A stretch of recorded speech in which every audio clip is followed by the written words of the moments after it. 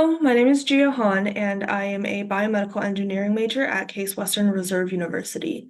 I also do research with the Cleveland Clinic, and today I will be talking to you about the effect of high-frequency sacral root stimulation on lower urinary tract function in awake and healthy animals. Many patients with spinal cord injuries or other neurological disorders that affect the lower urinary tract need to use a catheter to help empty their bladder. However, the use of a catheter is oftentimes associated with urethral trauma or urinary tract infections, and approaches that eliminate the need for catheters is of high priority for these individuals. We know that if you reduce the urethral pressure, you may be able to promote bladder emptying without catheters. We also know from research that high-frequency stimulation can reduce muscle contraction without causing muscle fatigue. So to put it all together, we hypothesize that high-frequency stimulation of sacral roots that include the neurons that innervate the lower urinary tract would be associated with reduced urethral pressures without also reducing bladder pressures. For this study, we took 5 healthy adult cats and implanted them with bilateral nerve cuff electrodes on sacral roots S1 and S2. We also used stim pods, which are devices that help us deliver stimulation and record the pelvic floor electromyogram, which is a proxy for urethral pressure. We also use uromocas, which are a wireless bladder pressure and volume sensor, and that just sits within the bladder. And you can see where the devices go in the CT here. For our data collection, as I said, we collected the pelvic floor electromyogram, which is a proxy for urethral pressure. Our stimulation frequencies are 20 Hz, 500 Hz, and 10 kHz.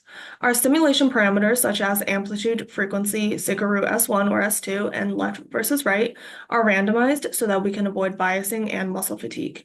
We also collected tolerance limits, and they had a hard stop at 500 microamps so that we can avoid nerve damage and any pain or discomfort to the cats. And these tolerance limits were collected weekly while the animals were awake. Here you can see an example of 10 kilohertz, 20 microamp stimulation. As you can see, when the stimulation starts, the bladder pressure, shown in the second subplot, is beginning to increase, and once that stimulation stops, the bladder pressure begins to decrease. And here are some examples of 20 hertz and 500 hertz stimulation, also at 20 microamps.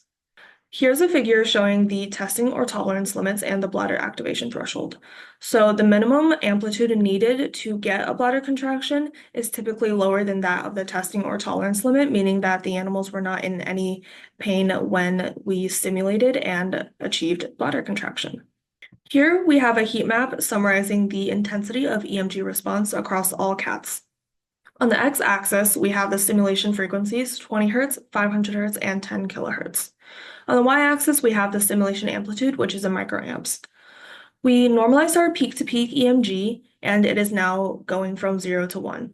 So the higher the EMG, the higher the urethral pressure, and the lower the EMG, the lower the urethral pressure, and we are representing that with the color bars. So high EMG is red, low EMG is blue. So you can see that for 20 Hz and 500 Hz, at lower amplitudes, we're seeing more blue markers. As you increase the amplitude, we're seeing a little bit more green markers. And then as you increase it even more in that 200 to 300 microamp range, we're seeing more red, which makes sense because as you increase the stimulation amplitude, you're increasing the EMG response. However, for 10 kilohertz, we're seeing that across the entire range of stimulation amplitudes, all of the markers are blue. So we are seeing consistently low EMG and therefore consistently low urethral pressure throughout the stimulation amplitude range. So to put this all together, we can conclude that high-frequency sacral root stimulation has the potential to reduce pelvic floor activity. It may also help us reduce urethral sphincter pressure and shows promise to achieve catheter-free bladder emptying.